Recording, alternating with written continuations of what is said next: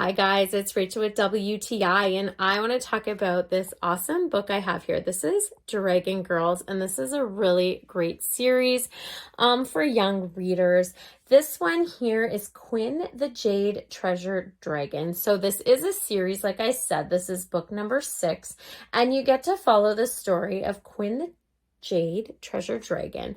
And this is a story about dragon girls. So they're actually best friends, Quinn, Aisha, and Mel. And you get to hear about their incredible stories and when they are these dragons and going to the magic forest and their awesome adventures that each of these books have. So I love the size of this book.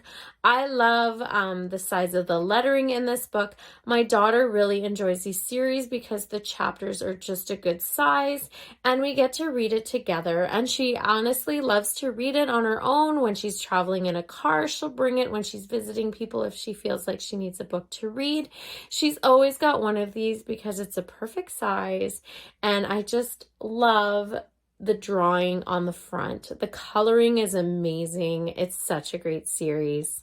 That's just my point of view.